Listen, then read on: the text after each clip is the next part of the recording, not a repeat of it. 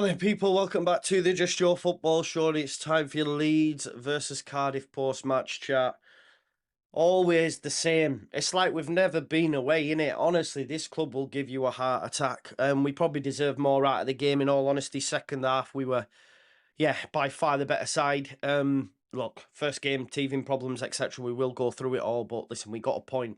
We rescued a point from the jaws of defeat, and it was nothing more than we deserved. There was some great performances from some really abysmal performances from others, but we will go through it. But ultimately, Leeds' first game back in the Championship against an old foe in Cardiff ended 2-2 with a last gasp winner from Crysencio Somerville. My days, this ticker, I don't know how it's going to cope, but listen, please smash a like on the video, subscribe to the channel, get your comments in, hit that notification bell, and let's get into it. I don't care. Kane, it's 1-0. We're fucking down. 13th in the Championship. The takeover happened, as I said it would. People will be... Oh, when have we got Leeds?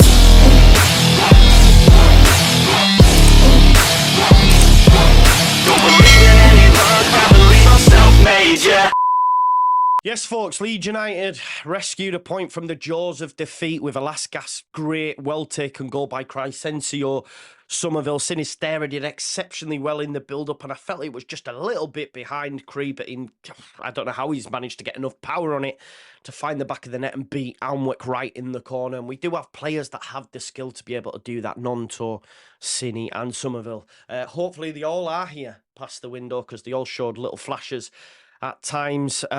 Gray, phenomenal. Man of the match for 17 for him to come in and do as well as he did. Shows. I don't want to paper over the cracks too much, but come on, you've got to be upbeat after a last-minute equaliser, regardless of if the fact that we were 2-0 down at half-time against a not great Cardiff side.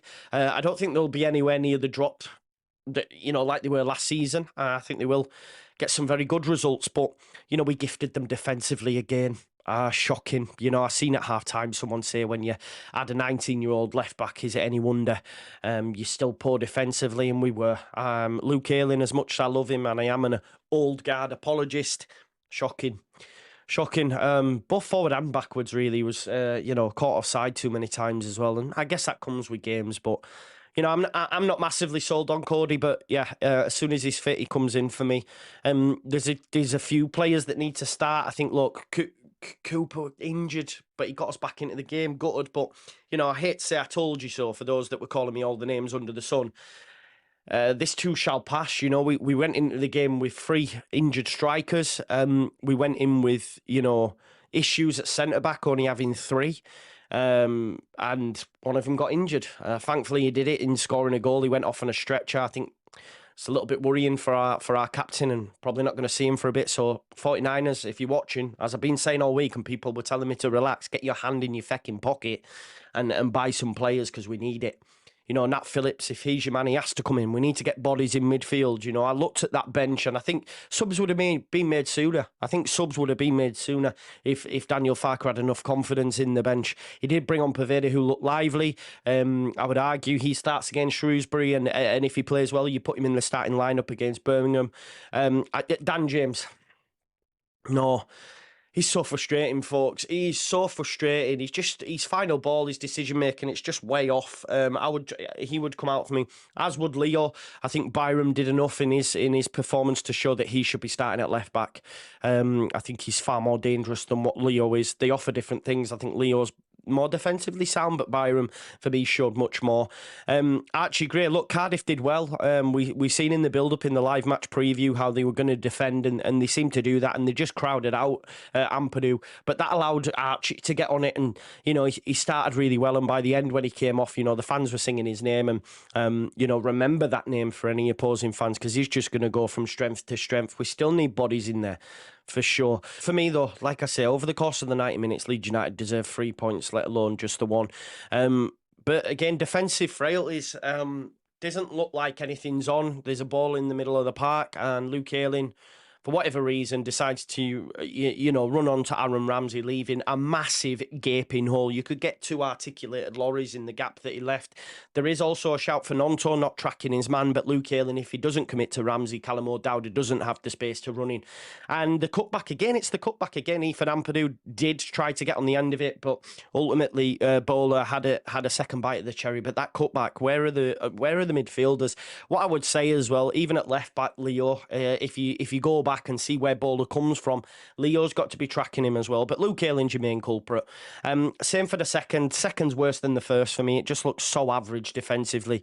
We're a Premier League team, remember, but like someone said, and I think they're bang on, when you have probably one of the worst defences in terms of goals conceded in England, and you add, you know, a 19-year-old left back who's returned back on loan, what do you expect? I think even Meslier maybe on the second, it was just a catalogue of errors, and you're thinking, oh my days. But ultimately, you know, Daniel Farke's got into them, and the second half was all Leeds United. The second half was all Leeds United. We did struggle to break them down at times, and we're going to have to find an answer to that. And I think an answer to that comes in a creative 10. Someone who's able to pick the passes. I think sometimes the wingers held on to it a little bit too much or made the wrong decision. Or maybe we're looking for fouls left, right and centre, but we do need someone who's going to unlock that door.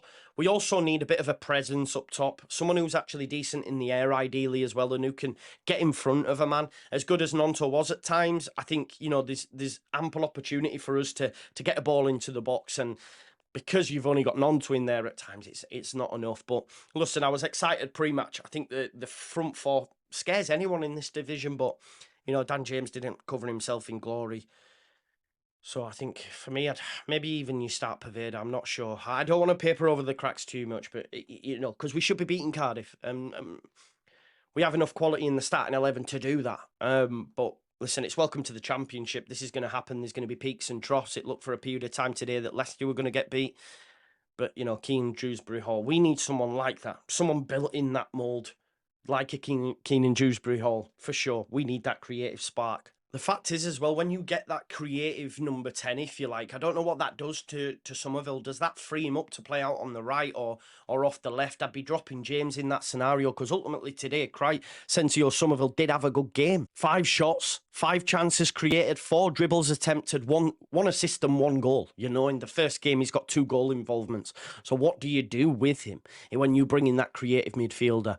Does that mean James? Look, there are options aplenty. There's no guarantees that Crescencio will even be here past the window, especially with performances like that, when you see clubs like Crystal Palace and Burnley might be sniffing around him. Ultimately, folks, it's the first day. I don't want to paper over the cracks too much, as I've said, but you're not going to get many complaints from me. We just need bodies at centre-back, maybe full-back, right or left. Someone who can play both, a bit like Byram. We definitely need a creative spark, and we need a proper number 9 for me.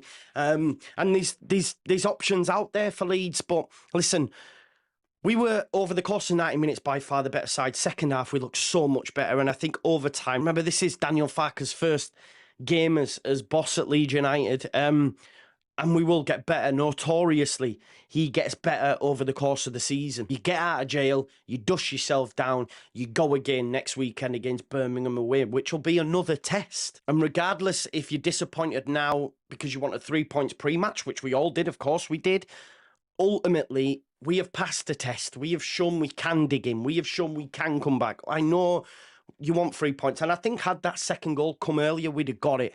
But ultimately, 1 point's better than none. And what this does for the confidence, especially for the forward lads, the younger lads, Creswells, your Greys, your Somervilles, etc., it can be, you know, it's massive for Daniel Farke as well. But the 49ers now, for me, need to start getting the hand in the pocket. We need a number 9. We need a centre-back ASAP.